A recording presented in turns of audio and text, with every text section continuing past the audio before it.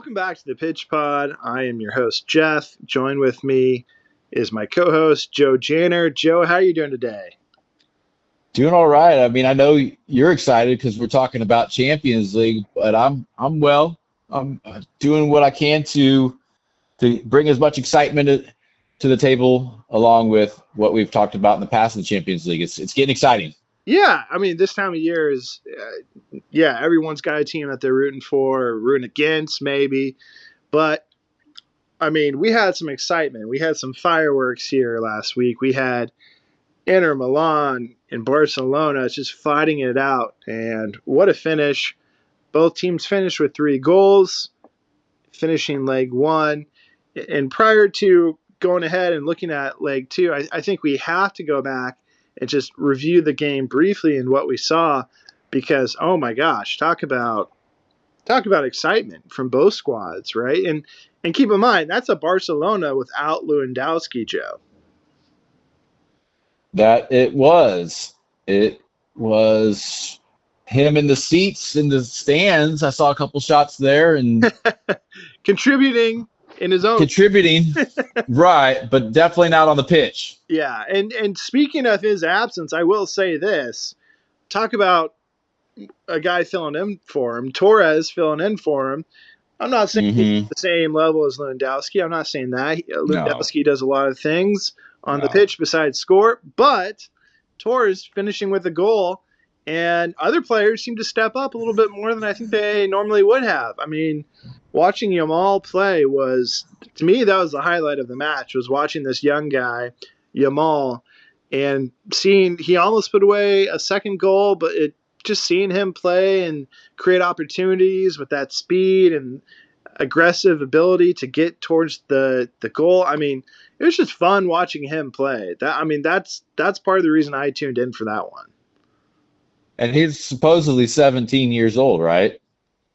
He's in that age range, yeah, 17, 18. He's been on this. 19, 20, He's been on, maybe. yeah, he's, he's been on for years. Listeners could read through that. They could read through all that. But anyway, yeah, a young performer, a young player, exciting always to watch. Yeah. Either way, yeah, and he's been on the scene for a couple of years, so really impressive watching that guy. And the whole team played phenomenal, creating opportunities. And then on the other end, you have Inter, and I'm thinking, hey, Martinez, this guy's going to finish with the goal, the Argentinian striker. He always does. Great captain of the team. Well, he was kind of quiet, but others from the team picked it up in his silent moments, if you will, and talk about an amazing goal being created. I mean, Dumfries with that first goal, and he finished the game with two, but the first one in particular was just beautiful. Well, that was a surprise in a sense that, well, that and them going up 2-0 relatively early in the match, I think started getting probably a lot of Barcelona supporters and the team, especially themselves, kind of like, wait a minute, I'm not sure that we were. Is this the team that's supposed to be here? I don't know. So, but you mentioned Lewandowski out and not being there, but no, it was a competitive match. It was definitely in contrast to what we saw, what we talked about in a previous episode regarding the Arsenal PSG. So Yeah, and hats off for Barcelona for coming back and fighting through that, even though they hmm had that home pitch advantage, and they are super talented despite missing a player here and there. I mean, still to be able to come back and pull that off with a couple shots off the post here and there. I mean, that game could have finished with a Barcelona victory, and so we're going into leg two here, currently at a draw, sitting 3-3 as I previously mentioned. But lots of excitement and yeah, I'm excited to see. I don't know if either of these teams are going to try to do something different, but we do know that we're headed to Milan, and Inter's got the home field advantage. I have a feeling Martinez is going to come out ready in this match as opposed to last one, and he's going to show what kind of special player he really is. And so I think we're going to have another close, well-contested match, and I think we're going to have several goals in it, being that Both teams have a lot of firepower, but what are some initial thoughts as we go into leg two, Joe? What are some initial thoughts from you on what both sides need to do in this match? I will say this, that's what's kind of interesting, or has always been interesting, especially since the change away from the additional value of the away goal, in the sense that you could play this first leg to a draw, and then it puts everything on to the second leg, meaning it's as if the first, I mean, aside from the performance and the goals and everything, it's just like as if the first didn't happen, but now it's almost like a replay at the other or the opposition's now home.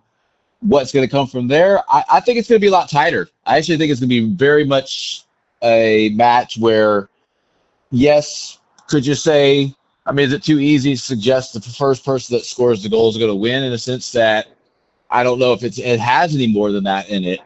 Because I think that Inter Milan of the two sides is better set up to be okay. One, not having the ball. Two, when they do, being efficient with it. And then probably looking for a timely opportunity to score what could be the goal, which would be just enough if they can keep Barcelona from scoring. Now, all that being said, it's going to take a lot of work, and that's still a whole match that they have to approach that. I don't know if they will, but that's essentially what they have in place, or what they have to play for, is opportunity to do what they absolutely have to do to get a goal to go on. So it's a little bit of a different setup, a little bit different scenario for both sides. I could see them doing it, but Barcelona, it's tough. That's tough. And I'll say it. I think there's probably, at least across the whole world, there's probably more people looking at wanting Barcelona to go on. So that always has a play in the whole grand scheme of things. Right. So, I one of the players I think that, yes, I think Yamal is going to have another great game for Barcelona to have a chance to move on. I also think it's going to be heavily dependent on Rafinha, the Brazilian player who is just able to find the back of the net no matter what. And so, Joe, will you take a minute and just describe Rafinha and his style of play briefly? He's a player, he's dynamic in a sense. So he's probably not the one that outside of this squad you're going to be dependent on. But I think as you've seen him inserted into bars, he's been on the ascendancy in terms of his talent. He has gotten better, and he is a attacking force that you have to be mindful of. So it's one of those, and maybe it's a word not so much related to athleticism or technical aspects or abilities is a little bit sneaky, in a sense that I think that he has a way of showing up at the right time. And in this game, that's kind of what a player like that can be dangerous, is that who is and how are you going to account for a player like that within a squad of other talented players? Right. Yeah, he has the skill set. He's fast, he's dynamic, but he's got some other valuable abilities, knowing where to be at the right time, right place. And so, yeah, I think he needs to have a heck of a game for them to move on as well. And I do if I'm going to be honest here, I think Barcelona is the more talented team. I do believe that. I just think they're stacked. Having said that, Inter, they're solid all around. And when it comes to the Champions League, I don't know what it is. Magic in the air, what have you. They're kind of like Real Madrid, although that's not a great example this year. But something about the Champions League and Martinez being the captain of that team and getting them fired up, getting them motivated. It's hard to bet against Inter at this tournament. Yes, right. I think you said it well. That maybe on paper, or at least like going through and player for player, you're going, okay, well, Barcelona has a more talented side.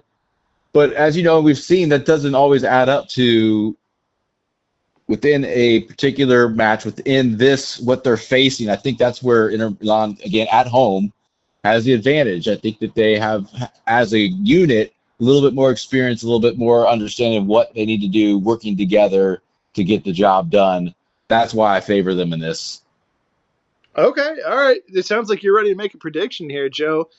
You go ahead and lead it on this one. I said that it was just going to be the one goal that they're going to do, but I don't see Barcelona not scoring one. And so I think what you're going to see, I don't know if it's a Barcelona early goal. I see that. I also see them quickly Inter coming back to draw it level. Let's say 1-1 by the half, and then going into the second half. It's again. It's almost like here we are again. Now into the second half, it's completely level. Who's gonna in the next or the second half in the 45 minutes do what they need to do? And I think that's Yeah. Inter Milan New, getting a second, winning this 2-1. okay. Okay. Wow. That. Well, I'll tell you one thing from the fans' perspective, that would be a heck of a match to watch, right? That'd be exciting. Yeah. I am going to How go. about you? Oh, okay. Thank you. Yeah. So, I already alluded to it. It's certain teams in the Champions League, and again, Real Madrid not been a good example this season, but prior seasons they live up to it. I just can't bet against some of these teams in this tournament, no matter what I see on the paper. So I think Martinez, he's going to step it up. He's going to have a great match, give him a goal. And I think Inter's going to take this at home and move on. Score prediction. We saw lots of goals in the first match. Can they do that again? I think yes.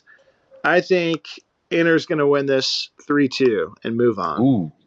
Oh, so you're sticking with the more goals. You're sticking with I think the we'll five. see more goals in this Okay. one. I do, Okay. and the reason I say that is I think Barcelona is they're gonna have to step it up. I think Inter's gonna put Hmm. pressure on them early, and so yeah, I think 3-2, and Inter's moving on for this one.